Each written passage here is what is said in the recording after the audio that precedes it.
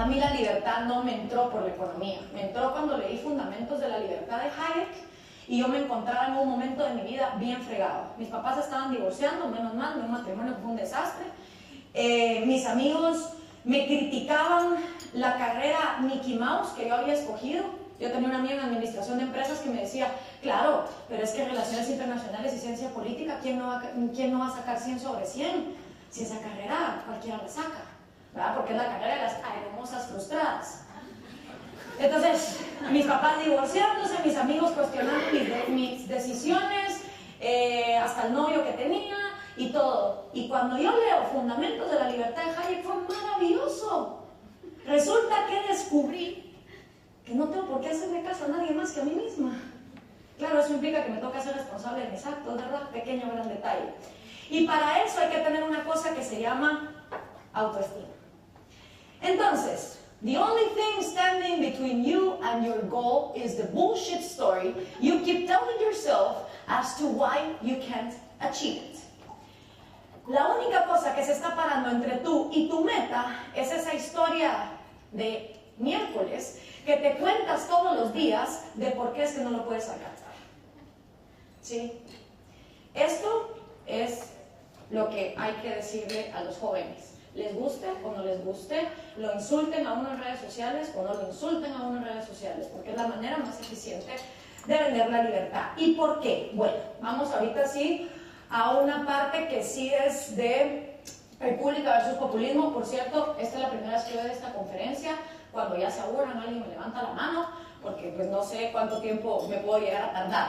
Pero hay que entender una cosa, el populismo siempre ha existido. Yo creo que junto con la política y la prostitución son las tres carreras con G más antiguas de la humanidad. ¿Sí? Los romanos le llamaban pan y circo. Pero estamos hablando del populismo que actualmente afecta a América Latina.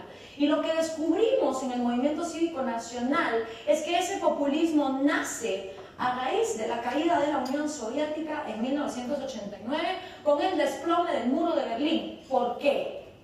Porque cuando cae la Unión Soviética ocurren dos sucesos históricos en América Latina. El primero, las guerrillas comunistas, los partidos marxistas, la sociedad civil de izquierda se queda huérfana de madre. Se acabó la vaca lechera soviética que pagaba por las Kalashnikovs, por los secuestros, por los partidos comunistas y por todo lo demás. Ya no hay quien financie el proyectito, ya no hay dinero. Y lo segundo que ocurre es que el capitalismo triunfó. Todos vamos a vivir ahora en libre mercado. Finalmente sucumbió el comunismo. Ronald Reagan y Margaret Thatcher eran los chicos de la cuadra. Todos íbamos a ser felices subidos en un unicornio rosado. Entonces, primero la izquierda latinoamericana se encuentra ante un dilema. No hay plata y aparte, la mayoría de nuestros países pasaron de ser dictaduras a gobiernos democráticos. Entonces las guerrillas se quedaron como, bueno, ¿y ahora quién secuestra? ¿A quién le pongo la bomba? Si ya no hay dictadura, pues. Y se dieron cuenta de que ahora iban a tener que jugar un nuevo juego. Y ese nuevo juego se llama democracia. ¿Y qué hicieron? Agarraron un avión y se fueron a Sao Paulo, Brasil, coordinados por Fidel Castro y Lula da Silva. Y dijeron, bueno, ahora vamos a tener que llegar al poder por la vía democrática. Ya no se va a valer la violencia. ¿Y cómo le hacemos? Y estuvieron discutiendo durante días cómo jugar a la democracia. Y entonces dijeron, bueno, fácil, vamos a agarrar una licuadora. De este lado vamos a agarrar el discurso de lucha de clases de Marx, lo vamos a mezclar un poquito con el resentimiento que dejaron las dictaduras de derecha, le vamos a poner un poco de polvito de ignorancia de la población, lo mezclamos bien y ¡tarán! La agenda del socialismo del siglo XXI con pasos para que cada quien lo siga. Y ahí empezó una agenda que hoy estamos viendo delimitada en todos los países. Y empezó el socialismo del siglo XXI a utilizar el populismo para ganar los votos. ¿Sí? El populismo no es más que un mecanismo de manipulación. ¿Qué fue lo otro que pasó? Los recién electos presidentes de derecha de nuestra región agarraron otro avión, solo que estos se fueron a Washington, D.C. Y en Washington, D.C. celebraron el consenso de Washington. ¿Por qué? Porque el capitalismo había triunfado, ¿no? ¿Y qué prometieron y juraron y perjuraron los presidentes de derecha latinos? Vamos a liberar el mercado, vamos a privatizar. Porque, claro, los geniacos de la CEPAL, apoyados y aconsejados por Prebisch, nos dijeron a los países latinos: todos ustedes son monocultivos, por lo tanto todos ustedes son enemigos, así que levanten aranceles y sustituyan importaciones. Una idea genial que nos llevó a la crisis del tequila, a la crisis que hubo aquí, a sustituir las importaciones y producir los productos de pésima calidad y carísimos. Y entonces en los 90 fue: no, hay que liberar. Vinicio Cerezo de Guatemala, Carlos Menem en Argentina, Salinas de Gortari en México, Fujimori en Perú, este hombre Sánchez de Lozada en Bolivia, y continúa la lista. Pero ¿qué hacen estos presidentes cuando regresan a su país? Privatizan todo lo que ven a su alrededor: aerolíneas, correos, hidroeléctricas, ferrovías, telefonías, lo que hubiera. Pero lo liberaron. ¿Volvieron a los trabajadores de esas empresas accionistas de las mismas? ¿Permitieron que viniera gente de fuera? No, ¿verdad? Lo que hicieron fue agarrar todo eso y dárselo en calidad de monopolio y oligopolio a sus amigos del partido, cuates de la universidad, colegas del colegio, primos, cuñados, hermanos y quien fuera, pero cercano, de la rosca, del círculo. Y entonces América Latina tuvo una privatización oligopólica y monopólica en muchos de los casos. En la mente del latinoamericano común, cuya historia lo va atropellando antes de que él siquiera la procese, el capitalismo es una miércoles. El libre mercado fracasó y nunca se dieron cuenta que aquí libre mercado nunca hubo, que aquí capitalismo nunca hubo, que aquí lo que siguió habiendo fue más mercantilismo estatal. Pero vayan ustedes a la calle y pregunten quién es el culpable de todos nuestros problemas: el capitalismo. Y entonces un día se levanta Hugo Chávez en 1998 en Venezuela y dice: el capitalismo imperialista salvaje ha fracasado, aquí el camino es el socialismo del siglo XXI. Y en la línea de esa conga se sube Rafael Correa, Cristina Kirchner, Néstor Kirchner, Dilma Rousseff, Lula da Silva, Daniel Ortega y todos los demás que estamos viendo en la región. Yo me imagino que ese día Fidel Castro ha de haber salido a la refrigeradora donde lo tienen metido en La Habana y ha de haber dicho: menos mal, chico, yo que pensé que me iba a morir sin poderle dar la estafeta de la miseria comunista a nadie. Y entonces ya Fidel Castro le traspasa la antorcha de las Olimpiadas de la miseria comunista a Venezuela, para que Venezuela se vuelva el nuevo hub a través del cual se irradie esta hermosa teoría de la miseria. Y claro, trae una nueva ventaja: la plata que ya no da la Unión Soviética, ahora la va a dar el petróleo venezolano. Genial, ¿no? ¿Y qué hizo la derecha? Aparte de hacerse así, volteó a ver y dijo: mírate los de la izquierda, qué bien que ganan votos, regalando refrigeradores, TV plasmas, estatizando el fútbol, haciendo todo un desastre. ¿Y qué hizo la derecha? ¿Se paró a defender los derechos de la libertad? No, se volvieron populistas también. Si este regala refrigeradores, yo regalo plasmas. Si este le da pensiones a los viejos, yo se las doy a los jóvenes. Compitamos pues, a ver quién va a ser el mejor Santa Claus con el dinero de los demás. Y esa es la situación que nos tiene hoy por hoy, donde nos tiene. Los populistas basan su dicotomía en pueblo y antipueblo. El individuo, por supuesto, no existe. El individuo es un pobre imbécil que está al servicio de cualquiera de estos dos. El pueblo representa el sumum de todas las virtudes en una sociedad, ¿sí? El pueblo es desinteresado, aunque venda su voto por una gallina. El pueblo es honrado, el pueblo nunca roba. El pueblo es inocente de todos los males habidos y por haber en una sociedad. Y el pueblo está dotado de un instinto político infalible. El pueblo nunca se equivoca como el tarado que elige, jamás. Del otro lado está el antipueblo, ¿sí? El antipueblo es la causa de todos los males habidos y por haber en una sociedad, incluidos maremotos, tsunamis, bombas nucleares, terremotos, lo que venga. El antipueblo es el desgraciado culpable de todo. El antipueblo puede tomar cuerpos en entes internos o externos. Se dice que el populista tiene tres enemigos. Uno anterior, el dictador militar de derechas.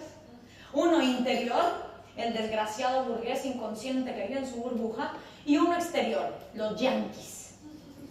También puede ser la oligarquía, la plutocracia, los extranjeros, el clero, los judíos, la monarquía. En mi paso por Latinoamérica aprendí que en Brasil se les dice los coxinhas, en Argentina se les dice los gorilas, en Ecuador se les dice los pelucones. Y así, en cada lugar, el antipueblo tiene su nombre. Todo muy bonito y todo bien perfecto. El problema es que estos populistas desgraciados nunca nos mandan a nuestra casa una lista, ¿verdad? Que nosotros nos levantáramos en la mañana y recibiéramos una lista de nombres y que diga, a ver, de ahora en adelante, de tantos millones que tiene la población, ¿cuántos millones hay en Argentina? De 42 millones de argentinos, estos 20 ahora van a ser pueblo y estos 22 van a ser antipueblo, con nombre y apellido y número de identificación. Al menos así, uno abriría la lista y dice, bueno, me jodí, me tocó ser antipueblo, no tengo derechos. Pero no, ¿verdad? Nunca nos dicen quién está de qué lado. Nunca queda claro quién va a pagar qué. Entonces ahí es donde empiezan los problemas. Porque cuando el populista habla, todo el mundo se cree pueblo. A huevo, ¿quién va a querer ser antipueblo? ¿No? Y el problema es, ¿quién es pueblo? ¿Dónde vive pueblo? ¿A qué huele pueblo? ¿Dónde trabaja pueblo? A mí me encantaría ir un día a la casa del pueblo y tocarle la puerta. Buenas, ¿estará pueblo? Y que saliera pueblo. Un tipo así, pluricultural y multiétnico. Guapísimo. Y yo decirle, ¿qué onda pueblo? ¿Cómo estás? Y venirle y preguntar, ¿pueblo? Pueblo, estoy bien confundida, pueblo. Todo el mundo habla en tu nombre, pinche pueblo. Cristina Kirchner habla en tu nombre, Dilma Rousseff habla en tu nombre, Rafael Correa habla en tu nombre, Hugo Chávez habla en tu nombre, el Che Guevara, Adolfo Hitler, Fidel Castro, Carlos Marx, todo el mundo habla en tu nombre, pinche pueblo. Y encima cada quien tiene su teoría de qué es lo que quieres y lo que no. Entonces, ¿qué es lo que quieres, pueblo? ¿Cuál es tu verdad verdadera? Como decía Cantinflas. Pero no, ¿verdad? Pueblo no existe, pueblo no llora, pueblo no siente, pueblo no derrama lágrimas, pueblo no sonríe, pueblo no tiene hijos, pueblo no pasa hambre. Pueblo es una palabrota que la humanidad se ha inventado para entender la vida en sociedad. Pero lo que realmente habemos en este mundo se llama individuos, cada uno de nosotros. Sin embargo, cuando el populista habla, solo hay dos opciones. Y así es como empieza el manual del populista, que para esto mejor está Enrique Krause, que ha escrito muchísimo de ello. Pero básicamente el manual del populista empieza dividiendo con odio a la sociedad. ¿Sí? Pueblo y antipueblo, ellos y nosotros, los buenos y los malos, los que sí y los que no. Luego, pues obviamente hay que acabar con la gente que desde el legislativo es oposición. Necesitas focas que te aplaudan, como alguien dijo ayer. Necesitas que los diputados pasen todas las leyes que tú querés. Luego tenés que ampliar los empleos estatales para extorsionar a tus aliados. En Venezuela 1 de cada 3 empleos los da el Estado. ¿Quién se va a rebelar cuando 1/3 de la población vive de ese sistema? Nadie. Reformar la Constitución se vuelve vital para quedarse en el poder forever and ever. Es más, si Hugo Chávez hubiera podido poner, me quedo siendo presidente forever and ever, y si descubren cómo traerme de la muerte, vuelvo a ser presidente, lo hubiera puesto. Ponerle límites a la propiedad privada. 10.500 negocios han sido expropiados en Venezuela desde el año 99. Aquí, ustedes, si compran dólares, son criminales. En Ecuador, la libertad de prensa y la libertad de expresión simplemente no existen. Yo fui testigo, estando en un noticiero entrevistada por una reportera, como me dijo, permitime que nos tenemos que ir a los 15 minutos obligatorios de la cadena diaria. ¿Y qué hace Rafael Correa en la cadena diaria? Desmentir lo que el noticiero dijo el día anterior. Este noticiero dijo que el gobierno se está robando tanto. ¡Mentira! Entonces imagínense la confusión mental de la pobre gente que encima no entiende ni lo que ve, de ver un noticiero donde 15 minutos está el presidente desmintiendo lo que habías visto el día de ayer. Absurdo, ¿no? Anular al individuo y a sus 3 derechos fundamentales en nombre del pueblo.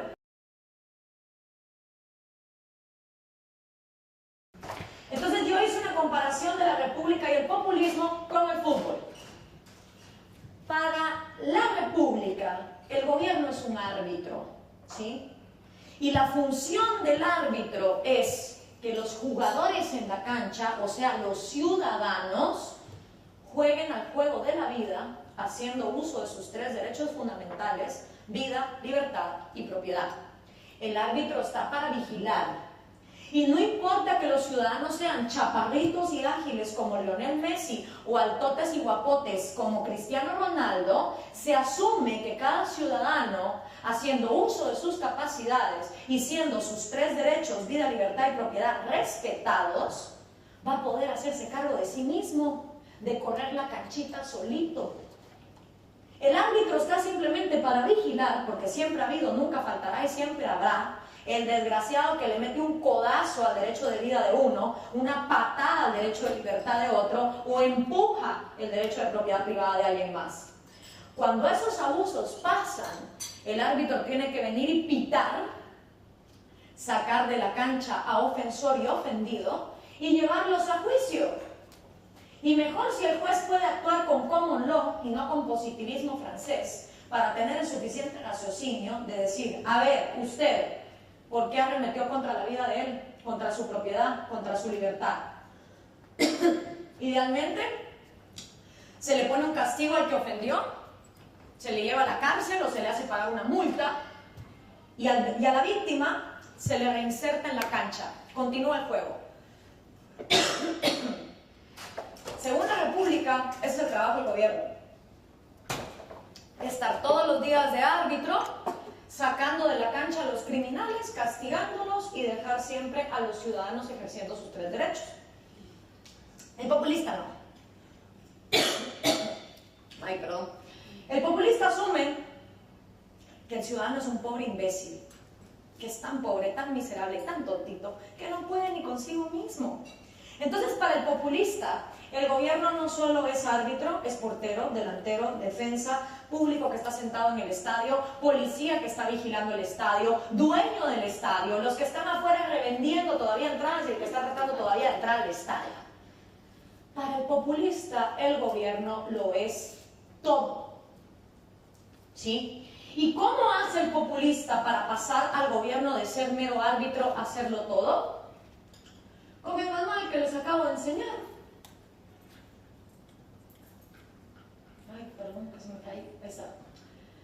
Con este manual, el populista pasa no solo a ser árbitro, sino a ser portero, delantero y defensa en el momento en que toma el legislativo y quita la oposición. Pasa a ser la policía que cuida el estadio en el momento en que extorsiona a jueces para evitar juicios y castigo. Pasa a ser el público sentado en el estadio en el momento en que quita la libertad de prensa y libertad de expresión. Pasa a ser el dueño del estadio cuando empiezan las expropiaciones. Y un día, el ciudadano camina por ahí, se levanta y dice: ¿en qué momento se fregó todo esto? Porque este proceso no pasa de un día para otro. No es como cuando en una película vemos a los marcianos llegar a una ciudad bien en la nave espacial. No. Esto pasa poquito a poco, todos los días, con el efecto de la ranita, ¿no? Poquito a poco hasta que te achicharran. Y encima es tan absurdo, porque yo que estuve en Ecuador y en Bolivia, el consuelo de los ecuatorianos y los bolivianos es: no, hombre, aquí nos quitaron la libertad de expresión, pero Correa y Evo no se van a meter con la libertad económica, porque como ellos ya vieron cómo le fue de mal a Chávez y a Maduro, ellos no van a hacer eso acá. Ese es el consuelo. Luego llegué a Venezuela, y el consuelo de los venezolanos hace 15 años era: no, marico, aquí no vamos a ser Cuba, si nosotros no somos una isla, tenemos a Brasil de vecino, tenemos a Colombia de vecino. Entonces todo el mundo se va consolando con la concha de la ignorancia y de tapo los ojos, y si tapo los ojos y no veo y no oigo, no va a pasar. Y nos está pasando a todos. ¿Saben por qué? Porque en todos los países de América Latina, sin excepción, esté gobernando el socialismo del siglo XXI o no esté gobernando el socialismo del siglo XXI, existe el primer paso: dividir a la sociedad con odio. En todas las campañas políticas del continente existe esa división entre ellos y nosotros. Y mientras ese primer paso esté presente, todos los demás son una amenaza latente. El peor problema del populismo no es económico, no es político y no es institucional. No, señores. El peor problema del populismo es psicológico y mental. Y como ustedes leyeron en sus lecturas, ese es un problema bien difícil de solucionar, fíjense, porque cada quien es dueño de su mente. Cada quien decide lo que le mete y no le mete a su mente. Este es el círculo de victimismo que da paso al populismo. Y todo empieza por una educación de victimismo, que a veces empieza en la misma casa, porque en este continente abunda la gente que jamás debió de ser padre y madre de familia y que solo tiene hijos para maltratarlos, explotarlos y abusarlos psicológica y físicamente. No solo los chicos se vuelven víctimas en casa, sino que cuando llegan a la escuela tienen la desgracia de tener profesores socialistas y marxistas resentidos con la vida, que les enseñan entonces a ser víctimas de los yanquis, de los conquistadores españoles, de los gorilas, de los explotadores, de los dictadores militares y de cuanto ustedes más quieran. Y aparte van a la iglesia, donde les dicen que ser pobre está bien, porque así van a tener un pedazo de cielo más grande todavía. Entonces la gente crece como víctima. ¿Y qué pasa con la gente que crece como víctima? Que luego tiene baja autoestima. ¿Sí? Si ustedes leyeron la lectura de Nathaniel Branden del respeto a uno mismo, sabrán que la baja autoestima empieza porque uno no se siente capaz de transformar las circunstancias que tiene a su alrededor, porque está negando la conciencia que hay que desarrollar para analizar la realidad de acuerdo a la razón. Eso produce inseguridad. La gente que no tiene autoestima es insegura de sí misma. No sabe lo que quiere, ni cómo conseguirlo. Ponerle un reto en la vida es aterrarlo. Mira, ¿por qué no te buscas una beca y te vas al extranjero? No, hombre, estás loco. Yo irme a otra cultura. Uy, no, ahí a saber qué comen, ni cómo será el clima. No. Mira, ¿y por qué no le hablas a otros amigos y con los tuyos no te sentís bien? Uy, no, qué pena. Aparte, esa gente sabe ni quién es. Viven llenos de prejuicios con tal de justificar sus inseguridades. Y obviamente le tienen pánico a tomar riesgos. Riesgos sociales, culturales, artísticos, pero sobre todo económicos. Vayan a decirle ustedes a alguien con baja autoestima, inseguro de sí mismo, que ponga un negocio. ¿Por qué no pones un negocio? ¿Por qué no te vuelves emprendedor? No, mano, estás loco. Yo poner un negocio de mi dinero mío, de mí, salido de mi bolsillo mío. No, hombre, imagínate, lo pierdo todo. Bueno, brother, mira, pero todo el mundo fracasa. Albert Einstein no a la primera encendió el foco, pues. No, mano, estás loco. El problema es que esta gente educada como víctima, con baja autoestima, insegura de sí misma y con pánico a tomar riesgos, todavía quiere ser millonaria, todavía quiere la plata, las mujeres, las mansiones, los helicópteros, los yates, los viajes. Y entonces, ¿cómo le hacemos? Bueno, pues en América Latina hay de tres.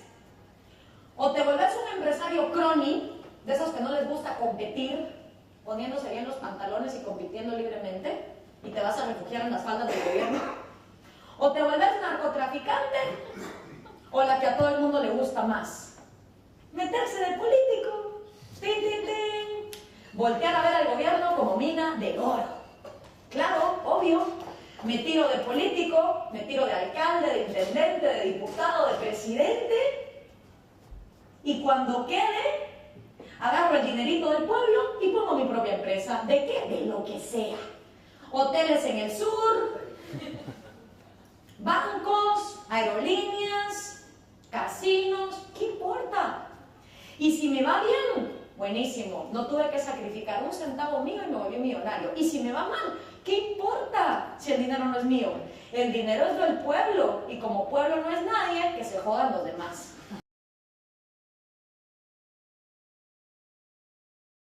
Con populismo, mi hermano, con populismo puro y duro. Prometerles de todo, si igual no les vas a cumplir. Y entonces tenés candidatos como el que hay en mi país, que le prometen a los guatemaltecos que nos van a llevar al mundial, que él es el enviado de Dios para salvar a Guatemala. O tenés de aquellos candidatos que llegan al lugar y dicen, les prometo un puente, pero si aquí no hay río. Les prometo el río también, ¿cómo no? Un mar entero, un océano, es más. Y eso sí, una vez ganas las elecciones, te enfocas en que la educación de este continente siga siendo de víctimas, para garantizarte hordas de generaciones con este patroncito que sean capaces de no confiar en sí mismos, pero sí en un idiota que les promete lo que sea en el gobierno. ¿No me creen? Facultad de Derecho de la Universidad de esta ciudad, año 2014, mes noviembre. Íbamos con Belencita, que me llevó a conocer el café donde Jorge Luis Borges escribía muchas veces, y estábamos caminando por el área y yo me moría las ganas de ir al baño y lo primero que había enfrente era la Facultad de Derecho de la UBA. Entonces entramos. Y como a mí a veces el cosmos me pone así cosas en mi camino, ¿verdad? ¿Qué había? El stand de la Cámpora. ¿Y qué le pidió a la Belencita? Tómame una foto, por favor. ¿Y qué decía el stand de la Cámpora? Decía que la universidad se pinte de pueblo. ¿Y quién es pueblo? Sabemos. La izquierda está con Cristina y con el Proyecto Nacional Popular y Latinoamericano. Súmate a la militancia. PSCE Universidad. Revolución es sentido del momento histórico. Fidel Castro. Revolución es sentido del momento histórico. Ni la frase me hace sentido, pues. Las aventuras de Evito. Cuenta la historia en una caricatura de Evito, un niño que vivía en Bolivia, que era muy pobrecito. Entonces dice, Evito salía para ir a la escuela y no había caminito que lo llevara. En el año 2008 el presidente Evo Morales hizo aquí una carretera. Evito abría el chorro y no salía agua. En el año 2009 Evo Morales puso 300 chorros en no sé qué aldea. Y la mejor de todas y mi favorita, libros de primero primaria en Venezuela. Simón Bolívar dándose la manita, no, pasándole la estafeta, mejor dicho, a Hugo Chávez, mientras Jesucristo los abraza a los dos. Y así es como se le enseña a leer a los niños en Cuba. Che, cha, che, chi, cho, chu. El che luchó en Cuba, mochila. ¿Quién no conoce a este hombre de la boina guerrillera? ¿Quién no conoce su nombre? ¿Quién no conoce su cara? ¿Quién no quiere ser como era Che Guevara? Educamos víctimas que le rindan tributo a muertos. Eso es lo que estamos educando. Piense como un socialista del siglo XXI. Identifique en la primera columna el problema del país de su preferencia. Para explicar su causa, elija un elemento aleatorio de una de las columnas, 2, 3, 4, 5. Fabrique con ellos un argumento socialista. Vamos a hacer una prueba. La escasez es un montaje de la oposición para destruir a la patria.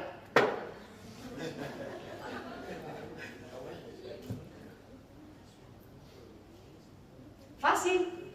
¿Para qué andan leyendo Ayn Rand? Si así de fácil se puede razonar. Ahora, hay una gran verdad en todo esto. Los socialistas juegan con nosotros una cosa que en psicología se llama el espejo. Y es cuando la gente culpa a otros de lo que realmente tienen dentro de sí misma. Fíjense ustedes, los socialistas dicen que los liberales somos los arrogantes. Pero no será arrogante asumir que vos tenés todo el conocimiento económico de la humanidad como para controlar los precios, estatizar y quitarle a todo el mundo el poder de decisión. ¿Será que eso es más humilde que venir y decir, brother, yo confío en el orden espontáneo, no tengo todo el conocimiento de la humanidad? ¿Qué es ser arrogante realmente? Ellos dicen que nosotros somos los consumistas desgraciados que ponemos al materialismo por encima de cualquier otra cosa.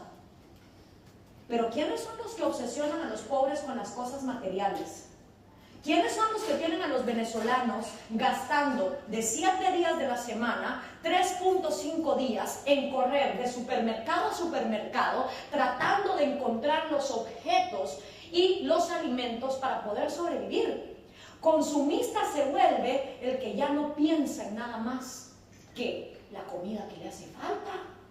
Porque cuando vos no tenés leche, ni pañales, ni aceite, ni carne, ni proteína, ni vitaminas, ni productos de higiene personal, personal, discúlpame, pero no me vengas a decir que vas a tener tiempo de leer un libro, de filosofar, de culturizarte, de ir a jugar tenis con tus hijos, de hacer algún deporte, de viajar o de ponerte a pensar. No. Los que están reduciendo a los humanos a un animalismo consumista son ellos. Porque los vuelven nada más que animales que están todo el día pensando dónde voy a conseguir comida. Ese es el estado natural de Hobbes. ¿Quiénes son los hipócritas? ¿Nosotros o ellos? Porque ellos relativizan los derechos. El derecho a la vida sí, pero hay gente que merece ser asesinada. El derecho a la propiedad sí, pero es que hay unos que mejor hay que expropiarlos. Y el derecho a la libertad sí, pero hay unos que mejor que se callen. Ellos. Y nosotros no hemos tenido los pantalones de darle la vuelta a ese espejo y ponérselos en su cara y enseñarles lo que son. Y nos quedamos calladitos hablando de teoría económica. Para ellos, Pinochet era un desgraciado hijo de P por haber asesinado a toda la gente que asesinó. Pero el Che sí que bueno que mate, porque como él sí me cae bien. ¿Es o no es el derecho a la vida absoluto? Entonces, ¿qué más da las ideas del asesino o del lado en el que está? Si vamos a defender el derecho a la vida, vamos a condenar a todos y cada uno de los asesinos que hay en el mundo. Si vamos a defender el derecho de propiedad privada, vamos a condenar a todos los ladrones que hay en el mundo. Y si vamos a defender el derecho a la libertad, vamos a condenar a todo aquel que no deje a otro ser libre de sus propios actos. Pero para ellos, Pinochet, no, ese es feo que asesine. Pero el Che sí, que asesine a todos los que quiera. A la Camila Vallejo la vez pasada en un video en YouTube así le dijeron: basta, bueno Camila, le dijo alguien de derecha, yo te acepto que Pinochet fue un asesino, aceptame vos que Fidel Castro también. Y la tipa se quedó, Entonces queda al pelo, ¿va? Ellos sí quieren que uno acepte los asesinos que hemos tenido a nuestro lado, pero ellos no quieren aceptar los suyos. Y este es el peor problema de todos. Los socialistas viven en el aquí y en el ahora. Son incapaces de ver la humanidad como un proceso evolutivo. Se les olvidó que la electricidad hace 3 siglos no existía, que las cámaras de televisión tampoco existían. Se les olvidó que los edificios no crecen de la nada. El socialista parece que nace en este mundo y da por sentado que todo lo que hay, él tiene que recibir una tajada y que todo lo que hay siempre ha existido. Y no es así, señores. Desde que la humanidad existe, hace más o menos 40.000 años, los pobres cavernícolas apenas si tenían fuego y cavernas. Y el planeta Tierra siempre ha sido el mismo. Desde hace 4.5 mil millones de años, el planeta Tierra ha sido la misma pelota azul, con la misma cantidad de agua, la misma cantidad de minerales, la misma cantidad de gases, de tierra, de vegetales. ¿Y por qué entonces, si es la misma pelota azul, el cavernícola apenas si tenía fuego y cavernas, y nosotros hoy tenemos auditorios, hoteles, ciudades, PowerPoints, Twitter, Facebook, satélites en el espacio? ¿Qué ha hecho la diferencia? Pues la diferencia, mis queridos amigos liberales, ustedes ya la saben. La diferencia la ha hecho el único recurso inagotable que existe en este planeta: la mente humana. La mente humana es la única cosa que conocemos que es capaz de transformar los recursos que en esta pelota han existido desde hace millones de años en cosas que nunca antes habían existido. Pero eso los socialistas lo ignoran, porque para ellos todos los objetos siempre han existido. Qué bonito, ¿verdad? La verdad de las cosas es que en este planeta hay 4 tipos de personas. Y en cada uno de esos grupos hay todo tipo de personas. En cada uno de estos 4 grupos hay ateos, budistas, musulmanes, cristianos, altos, chaparritos, gordos, pelirrojos, chinos, africanos, mujeres y hombres. Nosotros realmente no nos diferenciamos ni por los genes ni por la sexualidad, sino por estas 4 cosas, o al menos eso es lo que yo les vengo a proponer, y cada quien decide cómo les parece. La verdad de las cosas es que toda la humanidad nos dividimos en 4 grupos: los sumadores, los restadores, los multiplicadores y los divisores. Los sumadores. Los sumadores son niños que tuvieron la fortuna de nacer en casas donde los papás no se hicieron los locos y les dieron educación, les dieron moral, les proveyeron de las herramientas básicas como, pues, para poder salir adelante. No, perdón, esos son los multiplicadores. Empiezo con ellos. Los multiplicadores. ¿Y qué hacen los multiplicadores? Multiplican lo que les fue dado y hacen un servicio a la humanidad. Por ejemplo, Steve Jobs. Sí. La gente que nació en un buen contexto y lleva ese contexto a algo más. Los sumadores, en cambio, no. Los sumadores pueden ser como un Rockefeller, pueden ser personas que vienen de muy abajo, de circunstancias muy difíciles, de la miseria, de la pobreza, de una madre que fue prostituta, de un papá que fue alcohólico, de un pasado de violencia, de lo que ustedes quieran. Y de la nada transforman esa realidad triste y fea y le suman a su vida algo positivo, no solo material, sino también mental. Luego vienen los restadores. Los restadores, en la misma situación que los sumadores, nacen en circunstancias difíciles, en favelas, en villas, en lugares donde no hubo la oportunidad de salir adelante, pero ellos no se la buscan tampoco. ¿Sí? Porque dicen, claro, yo cómo no voy a ser ladrón si mi mamá es prostituta. Yo cómo no voy a ser borracho si nací en una favela. Justifican el seguir siendo criminales, miserables y pobres por el contexto del cual vienen. Y luego están los divisores. Los divisores son los peores desgraciados que puede haber en esta humanidad. Son los que nacen en cuna de oro, con todo puesto en bandeja de plata y les vale madres todo. Los famosos hijos de papi o un James Tanner cualquiera. Son gente que nacieron en cuna de oro, que tuvieron todas las oportunidades del mundo para contribuir a que este mundo fuera algo mejor y simplemente las desperdiciaron. Ya sea porque se meten a perder la herencia del abuelo, a hacer malos negocios, a despilfarrarlo todo. Entonces, esos son los contextos que hay. Y cada uno de nosotros decidimos si vamos a ser un sumador, un multiplicador, un subtractor o un divisor, dependiendo, eso sí, del contexto donde hayamos nacido. No tiene nada que ver con nuestro color de piel, nuestra nacionalidad, nada. Es una decisión personal.